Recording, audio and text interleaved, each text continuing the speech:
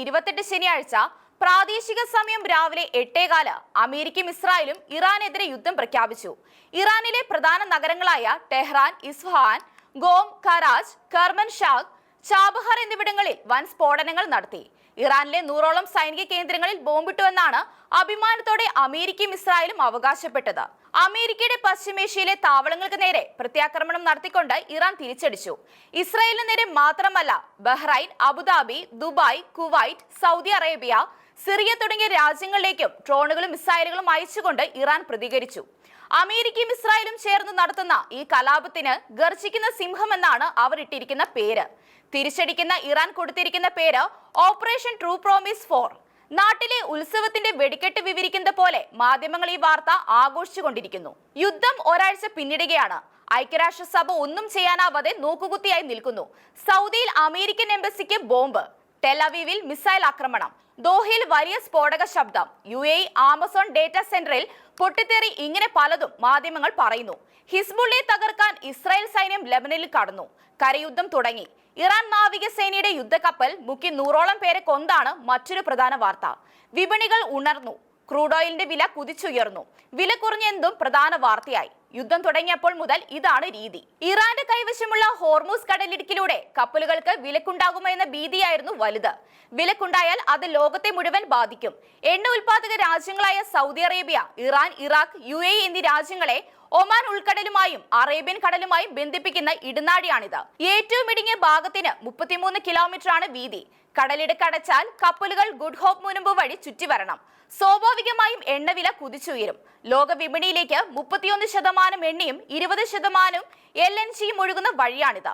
ആഗോളതലത്തിലുള്ള എണ്ണ നീക്കത്തിന്റെ 20%വും ഏഷ്യയിലേക്ക് വരുന്ന എണ്ണയുടെ 80%വും ഈ വഴിയാണ് വരുന്നത്.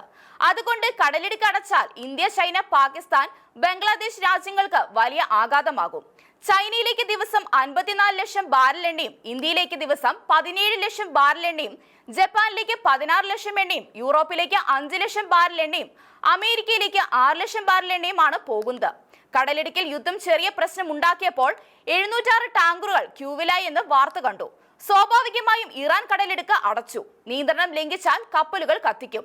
ഇറാൻ റവല്യൂഷണറി ഗാർഡ് കോർ ഭീഷണി മുഴക്കി. ഓരോ രാജ്യവും അവിടുത്തെ എണ്ണ ശേഖരത്തിന്റെ കണക്കുകൾ തിട്ടപ്പെടുത്തി കഴിഞ്ഞു. യുദ്ധം തുടർന്നാൽ ക്രൂഡ് ഓയിൽ വില $100 മുകളിലാവും എന്നാണ് ഭീതി. പെട്രോളിയം ഉൽപ്പന്നങ്ങളുടെ 80%വും ഇറക്കുമതി ചെയ്യുന്ന രാജ്യമാണ് ഇന്ത്യ. 70 ദിവസത്തേക്കുള്ള എണ്ണയാണ് ഇന്ത്യയിൽ ബാക്കിയുള്ളത്. 10 കോടി ബാരൽ കയ്യിലുണ്ടെന്ന് ഒരു കണക്ക് പരക്കുന്നുണ്ട്. അതിൽ നല്ല പങ്ക് എണ്ണ പ്രതിരോധ ആവശ്യങ്ങൾക്കായി സൂക്ഷിക്കണം.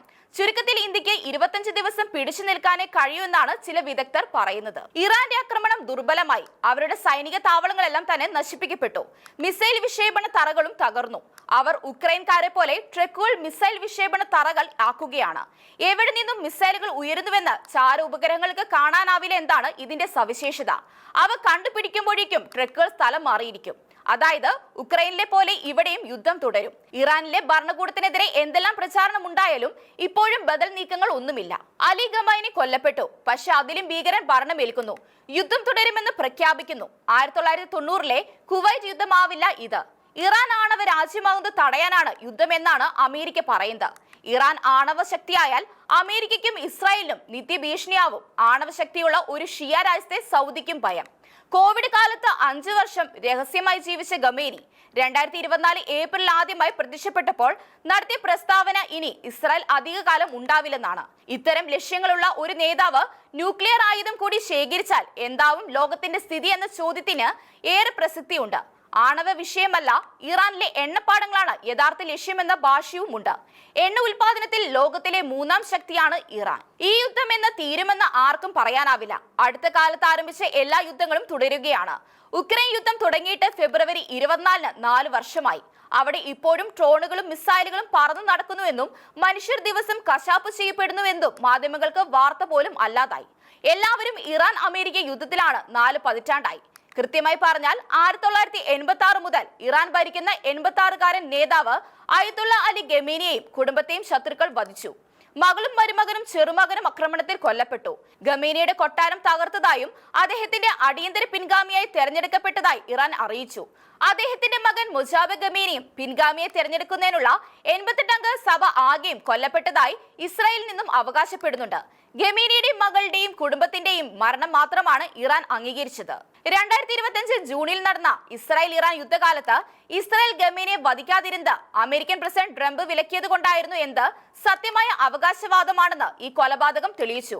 1979 അമേരിക്കൻ പക്ഷപാതിയായിരുന്ന ഇറാനിലെ ഷായെ പുറത്താക്കിയ അയത്തുള്ള റുഹോള ഖമേനിയുടെ മുൻഗാമിയായി 1986 നിയോഗിക്കപ്പെട്ട അയത്തുള്ള അലി ഖമേനി അവിടുത്തെ എല്ലാമായിരുന്നു. ജുഡീഷ്യറിയുടെ തലവനും സൈന്യത്തിന്റെ പരമാധികാരിയും മതകാര്യ വിഭാഗത്തിന്റെ തലവനും ക്രൂരനായ സ്വച്ഛാധിപതി എന്ന് ചിത്രീകരിക്കപ്പെട്ടതും ആണ്. അടുത്ത കാലത്ത് ഇറാനിൽ നിത്യോപയോഗ സാധനങ്ങൾക്കുണ്ടായ ഭീകരമായ വിലക്കയറ്റത്തിനെതിരെ സമരം ചെയ്ത ആയിരങ്ങളെ നിഷ്കരണം കൊന്നു. ജനുവരിയിൽ യുവജന പ്രക്ഷോഭത്തിൽ പങ്കെടുത്ത 30,000 യുവാക്കളെ കൊന്നു. കഥകൾ നിരവധിയുണ്ട്. ഇറാൻ സൈന്യത്തിന് സമാന്തരമായി പ്രവർത്തിക്കുന്ന ഇസ്ലാമിക് റെവല്യൂഷണറി കോർപ്പാണ് അദ്ദേഹത്തിന്റെ ചാരന്മാർ. അവർക്ക് എന്തു ചെയ്യാനും അവകാശമുണ്ട് പോലും. ലോക ചരിത്രത്തിലെ ഏറ്റവും തിന്മ നിറഞ്ഞ മനുഷ്യനെന്നാണ് അമേരിക്കൻ പ്രസിഡന്റ് ട്രംപ് ഖമേനിയെ വിശേഷിപ്പിക്കുന്നത്. ലോകത്തിന്റെ പല ഭാഗങ്ങളിൽ പ്രവർത്തിക്കുന്ന തീവ്രവാദ സംഘടനകളായ ലബനനിലെ ഹിസ്ബുള്ള, ഗാസയിലെ ഹമാസ്, പാലസ്തീൻ ജിഹാദ്, ഇറാഖിലെ ഷിയ പോരാളികൾ, യമനിലെ ഹൂതി റിബലുകൾ എന്നിവരെ എല്ലാം സംഘടിപ്പിക്കുന്നതും വളർത്തുന്നതും ഖമേനിയാണ്.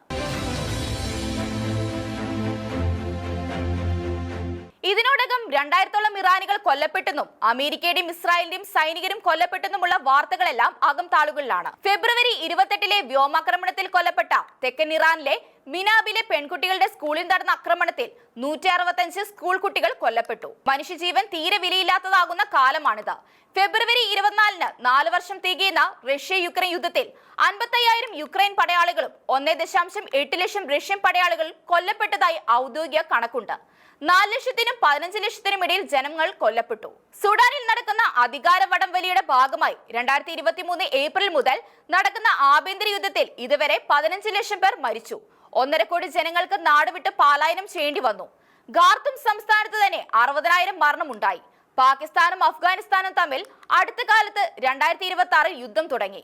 2025 സിറിയയിലെ ആഭ്യന്തര യുദ്ധത്തിൽ 6 ലക്ഷം പേര് കൊല്ലപ്പെട്ടതായാണ് കണക്ക്. ഇറാഖിൽ ക്രിസ്ത്യാനികൾ വംശനാശ ഭീഷണിയിലാണ്. 53,000 പേർ കൊല്ലപ്പെട്ടു. 2011 12 ലക്ഷം ക്രൈസ്തവർ ഉണ്ടായിരുന്ന അവിടെ ഇപ്പോഴുള്ളത് 1.2 ലക്ഷം ക്രൈസ്തവർ.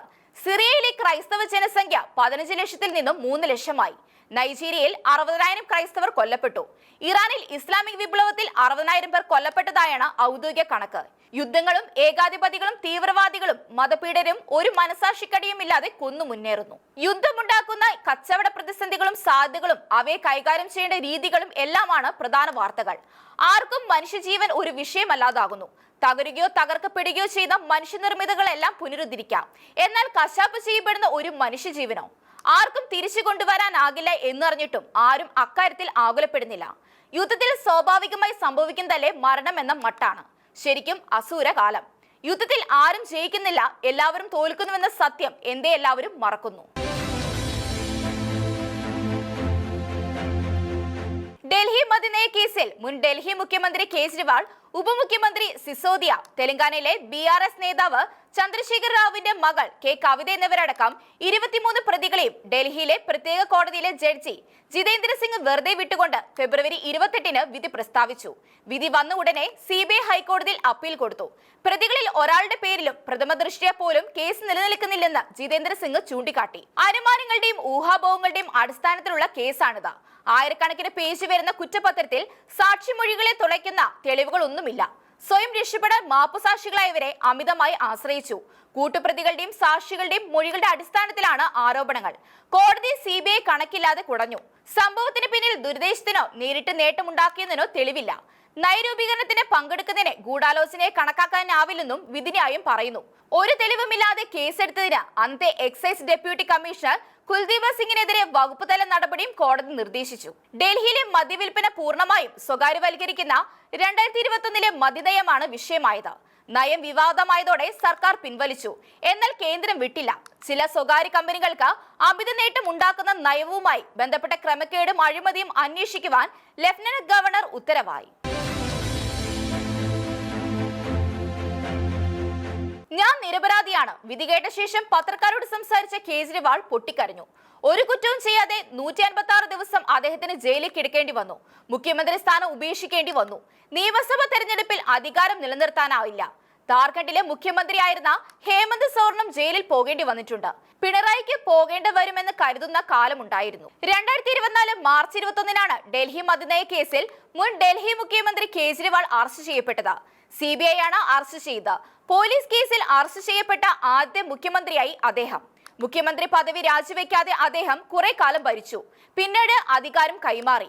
ഇതിനിടെ 2024 മെയ് 10 മുതൽ ജൂൺ 1 വരെ അദ്ദേഹത്തിന് ഇടക്കാല ജാമ്യം കിട്ടി. ജൂൺ 20-ന് സ്ഥിരം ജാമ്യം കിട്ടി. 2024 സെപ്റ്റംബർ 13-ന് സുപ്രീം കോടതി ജാമ്യം കൊടുത്തു. 5 മാസത്തിലേറെ ജയിലിൽ, 156 ദിവസം മുഖ്യമന്ത്രിയെ ജയിലിൽ കിടന്നു. 2023 ഫെബ്രുവരിയിൽ അറസ്റ്റിലായ ഉപമുഖ്യമന്ത്രി സിസോദിയ 530 ദിവസവും. കേസിൽ പ്രതികളാക്കപ്പെട്ട ആം ആദ്മി പാർട്ടിയുടെ 5 നേതാക്കൾ മൊത്തം 82 മാസം ജയിലിൽ കിടന്നു. 2022 മെയ് ആരോഗ്യമന്ത്രി സത്യേന്ദർ ജെയിനെ അറസ്റ്റ് ചെയ്തുകൊണ്ടാണ് CBI വേട്ടയ്ക്ക് തുടക്കം കുറിച്ചത്. പണം തട്ടിപ്പ് കേസിലായിരുന്നു ജെയിൻ തടവിലായത്. മദ്യനയ കേസ് ആരംഭിക്കുന്നതിന് 2022 സെപ്റ്റംബറിലാണ് പാർട്ടിയുടെ കമ്മ്യൂണിക്കേഷൻ ഇൻചാർജ് വിജയ് നായർ 22 സെപ്റ്റംബറിൽ തടവിലായി. 2024 സെപ്റ്റംബർ വരെ ജയിലിൽ കിടന്നു. 2023 ഫെബ്രുവരി ഉപമുഖ്യമന്ത്രി സിസോദിയ, 2023 ഒക്ടോബറിൽ പാർട്ടി MP സഞ്ജയ് സിംഗ് എന്നിവർ അറസ്റ്റിലായി. കേസിൽ YSR കോൺഗ്രസ് നേതാവ് രാഘവ് മകുണ്ട റെഡ്ഡി, ബിസിനസ്സുകാരനായ ദിനേശ് അറോറ, P ശരത് ചന്ദ്ര റെഡ്ഡി എന്നിവരും മാപ്പുസാക്ഷികളായി. മദ്യനയ കേസിനിടെ 2024 ലോക്സഭ തെരഞ്ഞെടുപ്പ് വന്നു. തെരഞ്ഞെടുപ്പിൽ ആം ആദ്മി തോറ്റു. സംസ്ഥാന നിയമസഭാ തെരഞ്ഞെടുപ്പിൽ BJP ജയിച്ചു. അവർ ആഗ്രഹിച്ചതെല്ലാം സംഭവിച്ചു. പ്രത്യേക കോടതി വിധി വന്നതോടെ മാധ്യമങ്ങളെല്ലാം BJPക്കെതിരെ തിരിഞ്ഞു. 2014 മോദി സർക്കാരിന്റെ കാലത്ത് 200ഓളം കേസുകളിൽ 95% പ്രതിപക്ഷ നേതാക്കളുടെ പേരിലായിരുന്നു. 2 കേസിലാണ് പ്രതികൾ ശിക്ഷിക്കപ്പെട്ടു തുടങ്ങിയ കണക്കുകളെല്ലാം ഉദ്ധരിച്ച് മുഖപ്രസംഗങ്ങൾ വന്നു. ആരോപണ വിധേയർ BJPയിൽ ചേർന്നാൽ പിന്നെ കേസില്ല. 20,000 കോടിയുടെ തട്ടിപ്പ് കേസിൽ പ്രതിയാക്കപ്പെട്ട അജിത് പവാർ BJP മുന്നിൽ ചേർന്നതോടെ കുറ്റവിമുക്തനാക്കപ്പെട്ടതടക്കം എത്രയോ ഉദാഹരണങ്ങൾ. BJPയുടെ കളികൾ നേരാണെങ്കിലും ഒരു കോടതി കുറ്റവിമുക്തനാക്കിയത് കൊണ്ട് സമൂഹം പ്രതിയെ കുറ്റവിമുക്തനാക്കിയെന്നല്ല എന്നതിന് ഉദാഹരണമാണ് കേരളത്തിൽ തന്നെ ഉണ്ട്. ലാവ്ലിൻ കേസ് 2013 നവംബർ 5 പിണറായിയെ CBI കോടതി കുറ്റവിമുക്തനാക്കി. അതിനെതിരെ CBI ഹൈക്കോടതിയെ സമീപിച്ചു. 2017 ഓഗസ്റ്റ് 23-ന് ഹൈക്കോടതിയും പിണറായി കുറ്റവിമുക്തനാക്കി. സുപ്രീം കോടതിയിലെ അഭിഭാഷകനായ ഹരീഷ് സാൽവെ വരെ പിണറായിക്ക് വേണ്ടി ഹാജരായി. പിണറായിയെ വെറുതെ വിട്ടത് ആഘോഷിക്കാൻ ദേശാഭിമാനി മാത്രമേ ഉണ്ടായുള്ളൂ. പക്ഷേ കേജ്രിവാളിന് വേണ്ടി ആരെല്ലാം എഴുതുന്നു. ലാവ്ലിൻ കേസിലെ ഹൈക്കോടതി വിധിക്കെതിരെ 2020 ജൂലൈ CBI സുപ്രീം കോടതിയെ സമീപിച്ചു. കേസ് നീണ്ടു പോവുകയാണ്. അതായത് താഴെത്തട്ടിലുള്ള ഒരു കോടതി വിധിച്ചതുകൊണ്ട് മാത്രം പ്രതികൾ കുറ്റക്കാരില്ലെന്ന് വരില്ല. ഒരു കോടതി വെറുതെ വിട്ടാൽ സന്തോഷം കൊണ്ട് കരയാം. കേജ്രിവാൾ BJP മുന്നിൽ ചേർന്നാൽ കേസും ഇല്ലാതാവും.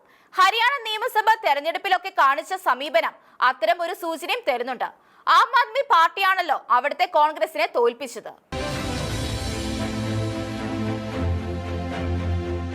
ഇന്ത്യൻ ക്രിക്കറ്റിന്റെ ഇതിഹാസ ഭൂമിയായ കൊൽക്കത്തയിലെ ഈഡൻ ഗാർഡൻസിൽ 2026 മാർച്ച് 1-ന് ഞായറാഴ്ച മലയാളിയായ സഞ്ജു സാംസൺ ഇന്ത്യക്ക് വേണ്ടി കളിച്ച ഐതിഹാസികമായ ഇന്നിംഗ്സ് ഇന്ത്യൻ ക്രിക്കറ്റിലെ ചരിത്രം കുറിക്കുന്ന തിളങ്ങുന്ന അധ്യായമായി. ഓപ്പണറായി വന്ന സഞ്ജു 50 ബോളിൽ 12 ഫോറും 4 സിക്സറും അടിച്ച് 97 റൺസിൽ കളി ജയിപ്പിക്കുകയായിരുന്നു. 2020 ലോകകപ്പ് സെമിയിൽ പ്രവേശിക്കുവാൻ വെസ്റ്റ് ഇൻഡീസിനോട് ജയിക്കേണ്ടിയിരുന്ന ഇന്ത്യക്കെതിരെ 4 വിക്കറ്റിന് 195 റൺസ് എടുത്താണ് വിൻഡീസ് ക്രീസ് വിട്ടത്. വിജയിക്കാൻ 196 റൺസ് വേണ്ട ഇന്ത്യക്ക് വേണ്ടി ഓപ്പൺ ചെയ്യാൻ സഞ്ജു എത്തി. ന്യൂസിലൻഡിനെതിരെ പരമ്പരയിൽ ഫോമിലാകാതിരുന്ന സഞ്ജുവിനും ഇന്ത്യക്കും ഇവിടെ മികച്ച ഫോം ആവശ്യമായിരുന്നു. ഓപ്പണറായി കൂട്ടിനെത്തിയ അഭിഷേക് ശർമ്മ 11 പന്തിൽ 10 റൺസ് എടുത്ത് പുറത്തായി. രണ്ടാമതെത്തിയ ഇഷർ കിഷൻ 6 പന്തിൽ 10 റൺസ് എടുത്ത് പുറത്തായി. സൂര്യകുമാർ യാദവ് 16 പന്തിൽ 18 റൺസ് എടുത്ത് പുറത്തായി. എതിർവശത്ത് വിക്കറ്റുകൾ വീണതോടെ സഞ്ജു അക്രമോത്സുകത നിയന്ത്രിച്ചു. ഉത്തരവാദിത്തമുള്ള കളിക്കാരനായി. തിലക് വർമ്മ 15 പന്തിൽ 27 റൺസ് എടുത്തു. 4-ാം വിക്കറ്റിന് 26 പന്തിൽ 42 റൺസ് എടുത്തു. അവസാനത്തെ 8 ഓവറിൽ വേണ്ടിയിരുന്നത് 92 റൺസ്. ഷമർ ജോസഫിന്റെ 13-ാം ഓവറിൽ 2 പേരുമായി 17 റൺസ് എടുത്തു. വർമ്മ വീണു. ഹാർദിക് പാണ്ഡ്യ വന്നു. അവസാന 2 ഓവറിൽ 17 റൺസ് വേണം. റൺ വേട്ടയ്ക്കിടെ ഹാർദിക് പുറത്തായി. പകരം ശിവൻ ദുബെ വന്നു. അവസാന ഓവറിൽ വേണ്ടത് 7 റൺ. റൊമാരിയോ ഷെപ്പേർഡ് എറിഞ്ഞ ആദ്യ പന്തിൽ സഞ്ജു സിക്സർ അടിച്ചു. അടുത്തത് 4. 2020 ലോകകപ്പിൽ ഇന്ത്യ ചേസ് ചെയ്ത് ജയിച്ച ഏറ്റവും ഉയർന്ന സ്കോറാണിത്. വിരാട് കോഹ്ലിയുടെ 82 റൺസിന്റെ റെക്കോർഡും മറികടന്നു. ഇന്ത്യ സെമിയിൽ സ്റ്റേഡിയം ഇളകി മറിയുമ്പോൾ ആഹ്ലാദം മടക്കാനാവാതെ സഞ്ജു ഹെൽമറ്റ് ഊരി നിലത്തിട്ടു. മുട്ടിൽ നിന്ന് സ്വർഗത്തിലേക്ക് നോക്കി കുരിശു വരച്ചു. ഭാരതത്തെ സെമിയിൽ എത്തിക്കുവാൻ തനിക്ക് മികച്ച ഫോം തന്ന ദൈവത്തിന് നന്ദി പറഞ്ഞു. ഈ വിജയത്തിന് ഞാൻ കർത്താവ് യേശുവിന് നന്ദി പറയുന്നു. 2025 ഒക്ടോബർ 30 നവി മുംബൈയിലെ DY പട്ടേൽ സ്റ്റേഡിയത്തിൽ നിലവിലെ ലോക ചാമ്പ്യന്മാരായ ഓസ്ട്രേലിയക്കെതിരെ നടന്ന അതിനിർണായകമായ സെമി ഫൈനലിൽ ഇന്ത്യൻ വനിതാ ടീമിനെ വിജയത്തിലേക്ക് നയിച്ച ജമീമ റോഡ്രിഗസിന്റെ നന്ദി പ്രകടനത്തിന് സമാനമായ ഒന്ന്. അവിടെ വനിതാ ക്രിക്കറ്റ് ലോകകപ്പ് ഒരിക്കലും നേടിയിട്ടില്ലാത്ത എല്ലാവരുടെയും പരിഹാസങ്ങൾ ഏറ്റുവാങ്ങിയിരുന്ന ഇന്ത്യൻ ടീമിനെ കപ്പ് സ്വന്തമാക്കുന്നതിന് 7 തവണ ലോകകപ്പ് നേടിയ ഓസ്ട്രേലിയൻ ടീമിന്റെ മേൽ വിജയം അനിവാര്യമായിരുന്നു. എന്നാൽ അത് സാഹസികവുമായിരുന്നു. ഏകദിന മത്സരത്തിൽ ലോകകപ്പിൽ തുടർച്ചയായ 15 മത്സരങ്ങളിൽ പരാജയമറിയാതെ കുതിക്കുകയായിരുന്നു ഓസ്ട്രേലിയ. ഗ്രൂപ്പ് മത്സരങ്ങളിലെ 7 കളിയിലും അവർ വിജയിച്ചു. നിർണായക മത്സരത്തിൽ ടോസ് നേടി ആദ്യം ബാറ്റ് ചെയ്ത ഓസ്ട്രേലിയ 49.5 ഓവറിൽ 338 റൺസ് എന്ന കൂറ്റൻ സ്കോറിലെത്തി. ഏകദിനത്തിൽ മറികടക്കാൻ ഏറെ ക്ലേശമുള്ള സ്കോറാണത്. 339 റൺസ് എന്ന വിജയലക്ഷ്യം പിന്തുടർന്ന ഇന്ത്യ 48.3 ഓവറിൽ 5 വിക്കറ്റ് നഷ്ടത്തിന് ലക്ഷ്യം മറികടന്നു. ഈ വിജയത്തിന് ഏറ്റവും വലിയ സംഭാവന ചെയ്ത താരമാണ് ജമീമ. അവളുടെ ദിനമായിരുന്നു ഒക്ടോബർ 30. നവി മുംബൈയിലെ 70,000-ലധികം കാണികൾക്ക് മുന്നിൽ അവൾ ഇന്ത്യയുടെ അഭിമാനമായി. വെറും 13 റൺസിന് ആദ്യ വിക്കറ്റ് വീണപ്പോൾ ക്രീസിലെത്തിയ ജമൈമ 134 ബോളിൽ 127 റൺസോടെ വിജയം നേടും വരെ ഇന്ത്യയെ കാത്തു. അന്ന് ജമീമയും ദൈവത്തിന് നന്ദി പറഞ്ഞു. ഏതാനും ദിവസം മുമ്പ് സഞ്ജുവിനെ പരിഹസിച്ച് ചിത്രീകരിക്കപ്പെട്ട ക്യാപ്റ്റൻ സൂര്യകുമാർ യാദവ് കളി കഴിഞ്ഞ് പവലിയനിലേക്ക് നടന്ന സഞ്ജുവിന് മുന്നിൽ തുപ്പി ഒരു ആദരം അർപ്പിച്ചു. ധോണിയുടെ ശാന്തതയും കോഹ്ലിയുടെ നിശ്ചയദാർഢ്യവും ചേർന്ന കളിയായിരുന്നു സഞ്ജുവിന്റേതെന്ന് നിരൂപകർ വാഴ്ത്തി. സഞ്ജുവിന്റെ ശാന്തമായ ബാറ്റിംഗ് കാണുന്നത് തന്നെ ആനന്ദകരമായിരുന്നുവെന്ന് സച്ചിൻ ടെണ്ടുൽക്കർ പറഞ്ഞു. ദൈവത്തിന് നന്ദി പറഞ്ഞ് സഞ്ജുവിനെ നിന്ദിക്കുന്നവർ ഉണ്ട് എന്ന് ഭാരത സംസ്കാരത്തിന് തന്നെ അപമാനകരമാണ്. മക്കൾ രാഷ്ട്രീയം ചിലർക്ക് മോശവും വേറെ ചിലർക്ക് അഭിമാനകരവുമാകുമോ? 1979 ഇറാനിലെ ഇസ്ലാമിക വിപ്ലവം നയിച്ച അയത്തുള്ള റുഹോള ഖമേനി മകൻ പീഗാമി ആകരുതെന്ന് കൽപ്പിച്ചിരുന്നു. എന്നാൽ അടുത്ത കാലത്ത് കൊല്ലപ്പെട്ട അലി ഖമേനി മകന് വേണ്ടി പാത ഒരുക്കി. ഇവിടെയും അലി ഖമേനിയുടെ നിലപാടുകാരനാണ് ഏറെ. ബീഹാർ മുഖ്യമന്ത്രി നിതീഷ് കുമാറിന് പിൻഗാമിയായി എഞ്ചിനീയറിംഗ് ബിരുദധാരിയായ മകൻ നിഷാന്ത് കുമാർ ജനതാൾ യു നേതൃത്വത്തിൽ എത്തുന്നു. കഴിഞ്ഞ നിയമസഭാ തെരഞ്ഞെടുപ്പ് കാലത്ത് നിഷാന്ത് മുഴുവൻ സമയം അച്ഛനോടൊപ്പം ഉണ്ടായിരുന്നു. നിഷാന്ത് നിതീഷിന്റെ പിൻഗാമിയായി വരുന്നതിൽ BJP ഹാപ്പിയില്ലെന്നായിരുന്നു അക്കാലത്തെ വാർത്ത.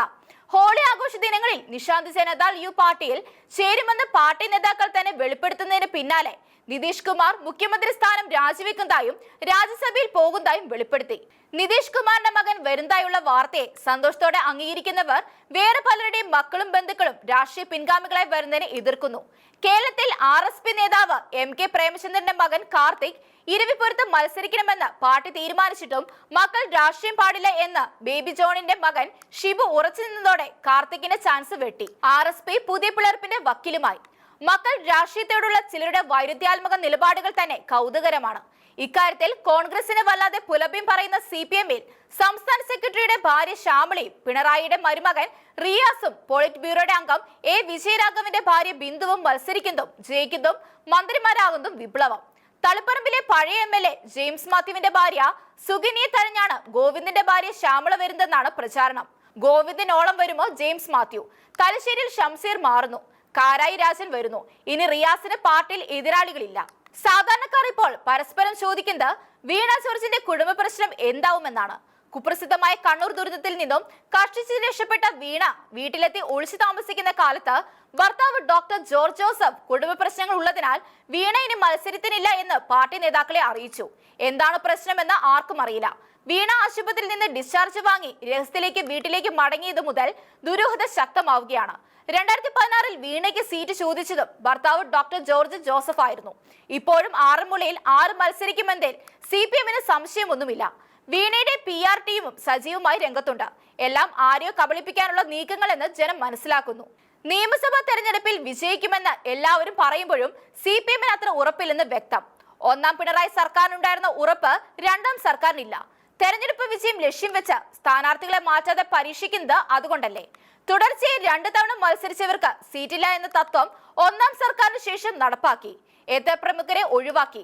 ഇപ്പോൾ എല്ലാ നിബന്ധനകളും റദ്ദാക്കുന്നു. കളി മോശമെന്ന് ക്യാപ്റ്റൻ കരുതുന്നത് എന്നർത്ഥം. നല്ല ജനപ്രതിനിധിയായും മികച്ച ഭരണാധികാരിയായും CPM-ന് സൽപ്പേര് മാത്രം ഉണ്ടാക്കിയ നേതാവാണ് G. സുധാകരൻ. 61 വർഷമായുള്ള തന്റെ പാർട്ടി അംഗത്വം പുതുക്കുന്നില്ലെന്ന് അദ്ദേഹം സോഷ്യൽ മീഡിയയിലൂടെ മാലോകരെ അറിയിച്ചത് പൊതുസമൂഹത്തിൽ വലിയ ചർച്ചാ വിഷയമായി. അദ്ദേഹത്തെ പോലെ ഒരാൾ പാർട്ടി വീണത് അദ്ദേഹത്തിനല്ല പാർട്ടിക്കാണ് ദോഷമുണ്ടാക്കുക. ആലപ്പുഴ പാർട്ടികളിൽ അദ്ദേഹം ശരിക്കും ഒതുക്കപ്പെടുകയായിരുന്നു. പ്രായപരിധി നിയമം പറഞ്ഞ അദ്ദേഹത്തെ ശരിക്കും വെട്ടി. 2022 ആലപ്പുഴ ജില്ലാ കമ്മിറ്റിയിൽ നിന്നും ഒഴിവാക്കി. 43 വർഷത്തെ സംസ്ഥാന കമ്മിറ്റി അംഗത്തിന് ശേഷം ബ്രാഞ്ച് കമ്മിറ്റിയിലും വന്നു. അവിടെ ഒന്നും അറിയാത്ത ജീവിതമായിരുന്നു. അടിയന്തരാവസ്ഥയുടെ 50ാം വാർഷികം വീടിനടുത്ത് നടത്തിയപ്പോഴും അടിയന്തരാവസ്ഥ കാലത്ത് ജയിലിൽ പീഡനം അനുഭവിച്ച അപൂർവ സഖാക്കൾ ഒരാളായ അദ്ദേഹത്തെ വിളിച്ചില്ല. പ്രായപരിധി സംബന്ധിച്ച നിബന്ധനകളെല്ലാം ഒഴിവാക്കിയ ഈ തെരഞ്ഞെടുപ്പിൽ അദ്ദേഹത്തിന് സീറ്റുണ്ടോ എന്ന ചോദ്യത്തിന് സംസ്ഥാന സെക്രട്ടറി MV ഗോവിന്ദൻ കൊടുത്ത ആക്കിയ ചിരി അദ്ദേഹത്തെ വല്ലാതെ മുറിപ്പെടുത്തിയെന്ന് അദ്ദേഹം വെളിപ്പെടുത്തി. തന്റെ അച്ഛനെ ആക്ഷേപിച്ച് ഒരു LC അംഗം പോസ്റ്റ് ഇട്ടു. ഒരു നടപടിയും ഉണ്ടായില്ല അദ്ദേഹം ചൂണ്ടിക്കാട്ടി. താൻ ചിരിച്ചത് കളിയാക്കിയല്ല എന്ന് ഗോവിന്ദൻ വിശദീകരിച്ചെങ്കിലും സുധാകരൻ സമ്മതിച്ചില്ല. 20കളിൽ സോഷ്യലിസ്റ്റ് അല്ലാതെ വൻ ഹൃദയം ഇല്ലാത്തവനും 40കളിൽ ക്യാപിറ്റലിസ്റ്റ് ഇല്ലാതെ വൻ ബുദ്ധി ഇല്ലാത്തവനും ആണെന്നല്ലേ ചൊല്ല്. 20 വയസ്സിൽ കമ്മ്യൂണിസ്റ്റ് അല്ലാത്തവൻ ഒരു വിഡ്ഢിയാണ്. 30ലും അതിൽ തുടരുന്നവനും അതിലും മണ്ടനാണ്. ബർണാഡ് ഷാ പരിഹസിച്ചിട്ടുണ്ട്. ഏതായാലും സുധാകരൻ പാർട്ടി വിട്ടു. 3ാം ഊഴം തേടുന്ന പിണറായിക്ക് ഓരോ ദിവസം പുതിയ കുരിശുകളാണ്. ജനാധിപത്യ മുന്നണിക്ക് തുറന്നു കിട്ടുന്നത് പുത്തൻ സാധ്യതകളും. ഓരോ തെരഞ്ഞെടുപ്പിലും ചെറുതാക്കി കേരള കോൺഗ്രസിനെ ഇല്ലാതാക്കാനുള്ള കോൺഗ്രസ് CPM കക്ഷികളുടെ യജ്ഞങ്ങൾ ഈ തെരഞ്ഞെടുപ്പിലും തുടരുന്നു. സ്വന്തം പദവികൾക്ക് വേണ്ടി മാത്രം കളിക്കുന്ന അവരുടെ നേതാക്കന്മാർ അതിനെല്ലാം വഴങ്ങുകയും ചെയ്യുന്നു. ഫലമോ കേരള കോൺഗ്രസ് സ്വയം നശിക്കുന്നു. 2021 ജനാധിപത്യ മുന്നണിയിൽ നിന്നും ചവിട്ടി പുറത്താക്കിയപ്പോൾ അഭയം കൊടുത്ത ഇടതുമുന്നണി കൊടുത്ത 13 സീറ്റ് പോലും ഇക്കുറി ഇല്ലെന്നാണ് വാർത്ത. കോൺഗ്രസ് ആകട്ടെ കേരള കോൺഗ്രസിനെ വല്ലാതെ ചെറുതാക്കാൻ നീക്കം നടത്തുന്നതായും വാർത്തയുണ്ട്. 2021 കൊടുത്തവയിൽ കുറെ സീറ്റുകൾ കൂടി പിടിച്ചെടുക്കാനാണ് നീക്കം. ലീഗ് 2021ലേക്കാൾ 2 സീറ്റ് കൂടി സ്വന്തമാക്കി 27-ലെത്തി. കേരള കോൺഗ്രസ് 25 സീറ്റ് ജയിച്ചപ്പോൾ 11 സീറ്റ് മാത്രം ഉണ്ടായിരുന്നവരാണ് ലീഗ്. RSPക്ക് 5 സീറ്റും കിട്ടും. പക്ഷേ ഇരുവിപുരം തർക്കം വലിയ അപകടമുണ്ടാക്കും. അവരുടെ പാർട്ടി ഇപ്പോൾ പ്രേംചന്ദ്രന്റെ കയ്യിലാണ്. സാധാരണക്കാർക്ക് സമീപിക്കാവുന്നവരെ സഹായിക്കുന്ന ഏക നേതാവായി അദ്ദേഹം. കളി അറിഞ്ഞ അദ്ദേഹം ഇടഞ്ഞു കൂടെ നിന്നാലും അപകടമാണ്. ദേശീയ രാഷ്ട്രീയത്തിൽ ഏറെ ശ്രദ്ധേയനായ മലയാളി KP ഉണ്ണികൃഷ്ണൻ അന്തരിച്ചു. ഇന്ദിരാഗാന്ധിയുടെ കടുത്ത വിമർശകൻ. ബൊഫേഴ്സിൽ രാജീവ് ഗാന്ധിയെ കുടുക്കിയ തന്ത്രശാലി, ഇറാഖ് യുദ്ധകാലത്ത് സദ്ദം ഹുസൈനെ ഒളിത്താവളത്തിൽ പോയി കണ്ട് പ്രവാസികളുടെ സുരക്ഷിതമായ മടക്കം ഉറപ്പാക്കിയ അതിസമർത്ഥനായ കേന്ദ്രമന്ത്രി.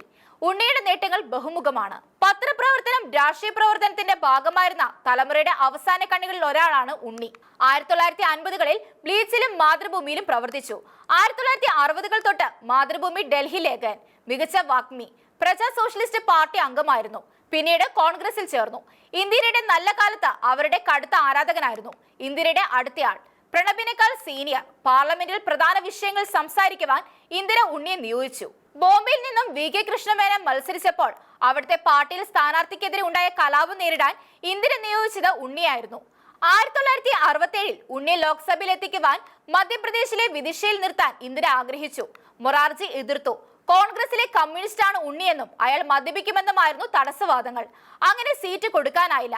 1971 വടകരയിൽ ഇന്ദിരാഗാന്ധി കെട്ടിയിറക്കിയ സ്ഥാനാർത്ഥിയായി KP ഉണ്ണികൃഷ്ണൻ കേരളത്തിൽ വന്നു. KPCCയുടെയും AK ആന്റണി അടക്കമുള്ള യുവതുർക്കികളുടെയും എതിർപ്പ് അവഗണിച്ചാണ് ഉണ്ണി വന്നത്. KPCC നിശ്ചയിച്ച സ്ഥാനാർത്ഥി ലീല ദാമോദരൻ മേനോൻ ആയിരുന്നു. അവർക്ക് വേണ്ടി ചുവരെഴുത്തുകൾ വരെ നടത്തി. പക്ഷേ ഇന്ദിര ഉറച്ചു നിന്നു. ഡൽഹിയിൽ നിന്നും കെട്ടിയിറക്കിയെന്ന ആരോപണമൊന്നും ഏശിയില്ല. DCC പ്രസിഡന്റ് അടക്കമുള്ളവർ എതിർത്തിട്ടും വടകരയിൽ ഉണ്ണികൃഷ്ണൻ ജയിച്ചു. അതായത് ഇന്ദിരയുടെ സ്വച്ഛാധിപത്യ ശൈലിയുടെ പ്രയോജനം നേടി രാഷ്ട്രീയത്തിൽ തിളങ്ങിയവരാണ് ഉണ്ണി. ആ ഉണ്ണിയാണ് പിൽക്കാലത്ത് അവരുടെ ഏകാധിപത്യ പ്രവണതയ്ക്കെതിരെ ബഹളം വെച്ച് പാർട്ടി വിട്ടത്. ഇതാണ് രാഷ്ട്രീയം. കോൺഗ്രസ് അങ്ങനെ ആയിരുന്നില്ല. 1964 KPCC തീരുമാനത്തിനെതിരെ ഹൈക്കമാൻഡ് അടിച്ചേൽപ്പിച്ച അനിത തയ്യലിനെ രാജ്യസഭാ തെരഞ്ഞെടുപ്പിൽ തോൽപ്പിച്ച് തിരിച്ചടിച്ചവരാണ് അവർ. കേരളത്തിലെ തെരഞ്ഞെടുപ്പ് കമ്മിറ്റിയും നിയമസഭാ കക്ഷിയും രാജ്യസഭാ സ്ഥാനാർത്ഥിയായി നിർദ്ദേശിച്ചിരുന്നത് AV ജോസഫിനെയാണ്. കേന്ദ്ര പാർലമെന്ററി ബോർഡ് ജോസഫിനെ മാറ്റി ആനി തയ്യലിനെ സ്ഥാനാർത്ഥിയാക്കി. CM Stephen, TO Bava, PC Cherian തുടങ്ങിയവർ ഹൈക്കമാൻഡ് തീരുമാനത്തെ പരസ്യമായി എതിർത്തു. മാർച്ച് 25-നായിരുന്നു വോട്ടെടുപ്പ്. എറണാകുളത്തെ വ്യവസായ പ്രമുഖനായ സലേ മുഹമ്മദ് ഇബ്രാഹിം സേഠ് ജയിച്ചു. കോൺഗ്രസ് സ്ഥാനാർത്ഥി ആനി തയ്യലിന് 7 വോട്ട് നഷ്ടപ്പെട്ടു. നിയമസഭയിൽ അന്ന് കോൺഗ്രസിന് 66 വോട്ടുണ്ട്.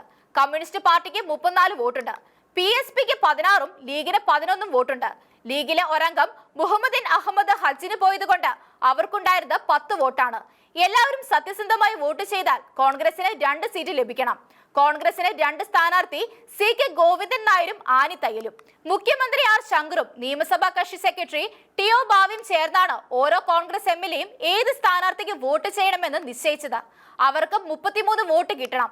കമ്മ്യൂണിസ്റ്റ് സ്ഥാനാർത്ഥി കെ ദാമോദരൻ, സ്വതന്ത്ര അംഗം VR കൃഷ്ണയ്യർ, RSP നേതാവ് ബോബി ജോൺ എന്നിവരുടെ അടക്കം 32 വോട്ട് കിട്ടണം. സേട്ടിന് PSPയുടെ 16ഉം ലീഗിന് 10ഉം വോട്ട് കിട്ടാവുന്നതാണ്. എന്നാൽ CKGക്ക് 34 വോട്ട് ലഭിച്ചു. തയ്യലിന് കിട്ടിയതും 26 വോട്ട്. ദാമോദരന് 33ഉം സേട്ടിന് 32ഉം വോട്ടും കിട്ടി. സാലെ മുഹമ്മദ് സേട്ട് വിജയിച്ചു. ആ കേരളത്തിൽ ഇന്ത്യയുടെ തീരുമാനം അടിച്ചേൽപ്പിച്ച നേതാവാണ് ഉണ്ണി. പിന്നീട് നൂലിൽ കെട്ടിയിറക്കുന്ന സ്ഥാനാർത്ഥികൾ കോൺഗ്രസിലെ പതിവ് കാഴ്ചയായി അത് ചരിത്രം. 1971 തുടർന്ന് 1977ലും 1980ലും 1985ലും 90ലും വടകര ഉണ്ണി തന്നെ ജയിപ്പിച്ചു. ഇന്ദിരയും രാജീവും പലവട്ടം കോൺഗ്രസിലേക്ക് തിരിച്ചു വിളിച്ചു പോയില്ല. പോയിരുന്നെങ്കിൽ നിശ്ചയമായും അദ്ദേഹം ഏറെ ഉയരത്തിൽ എത്തുമായിരുന്നു. 1995ൽ നരസിംഹറാവുവിന്റെ കാലത്ത് കോൺഗ്രസിൽ തിരിച്ചെത്തി. 1996ൽ കോൺഗ്രസ് പുറത്തായി. സോണിയ വന്നോടെ കഷ്ടകാലവുമായി. 1996ൽ വടകരയിൽ CPMലെ O ഭരതനോട് തോറ്റു. ഉണ്ണി സജീവ രാഷ്ട്രീയം നിർത്തി. കോൺഗ്രസിൽ തുടങ്ങി കോൺഗ്രസിൽ അവസാനിച്ചു. അവസാന കാലത്ത് ഡൽഹിയിലെ താമസം കോഴിക്കോട് പന്യങ്കരയിലേക്ക് മാറ്റി. തീരുമാനങ്ങൾ പിഴച്ചതുകൊണ്ട് എത്തേണ്ട ഉയരം എത്താത്ത നേതാവാണ് ഉണ്ണി. നിലപാടുകളോട് വിയോജിപ്പ് ഉണ്ടെങ്കിലും KP ഉണ്ണികൃഷ്ണൻ മലയാളികളുടെ അഭിമാനമായിരുന്നു. ഷീലോകന്റെ കാഴ്ചകൾ ഇനി അടുത്തയാഴ്ച.